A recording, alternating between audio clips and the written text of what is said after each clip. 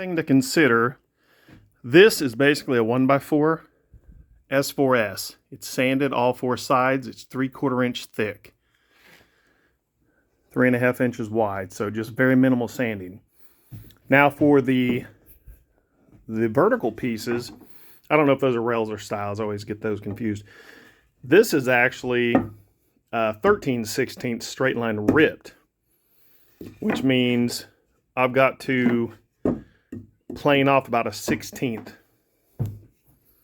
to make it the same thickness as the rest of the face frame. One other thing I've done is set my planer to 3/4 inch because I'm actually going to run through the 13/16 and the 3/4 just in case there's any slight deviation, because I want all the face frame to be the same thickness.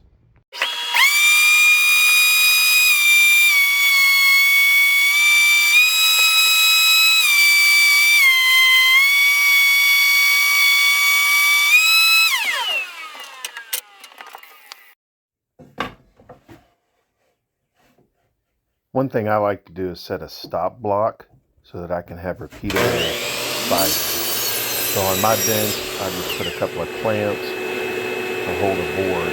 I cut my first board to the length I want, then I put the stop.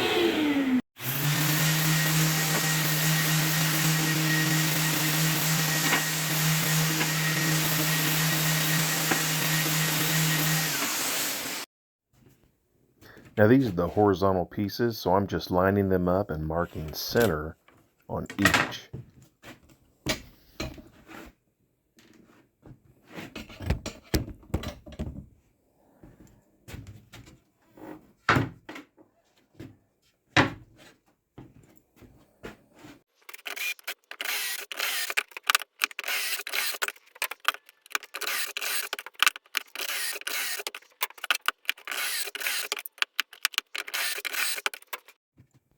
Two years ago, I built the cabinets in my kitchen when we gutted the kitchen. One thing I did to prepare for that was to get a couple of T-track sets and install it in my outfeed table and buy some of the clamps. As you can see, I'm actually using an Armor Tool clamp, or actually here I'm using a Kreg clamp. The track works okay. It seems like it gets glue and I have to adjust it, and it's a little rough to move.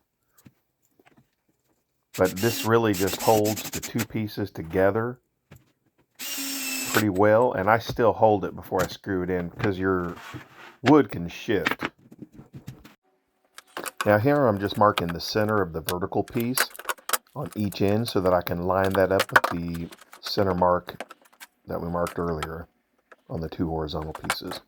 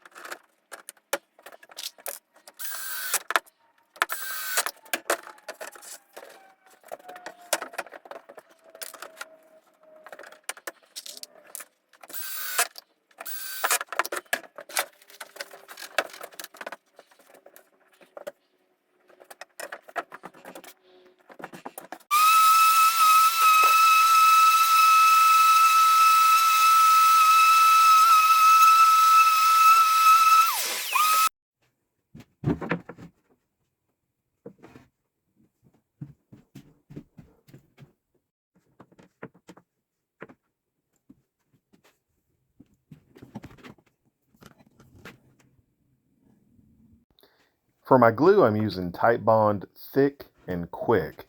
I haven't used it before, but I didn't want the glue to run and drip everywhere. It worked really well for giving me time to get everything glued up with very minimal squeeze out.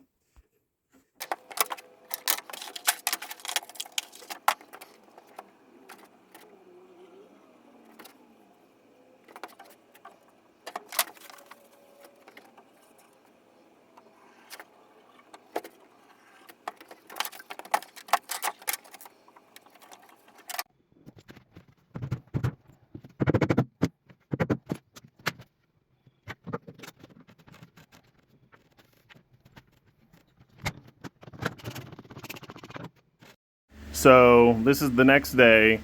I used a ton of clamps to hold the face frame to the plywood supports. Since this is being stained, I didn't want nail holes you had to fill on this side. So the next thing I'm going to do is put some pocket holes where they can't be seen, the top, bottom, and probably one in the center on each of the sides, and then on the underneath of the bottom here. So I'm going to put some pocket holes there. This is just glued in, which is strong, but glue can fail, and this is I think going to have a sink above it so moisture can break down the glue. So I do glue and screws for a mechanical bond as well. So I'll show you what that looks like when it's done. Thanks.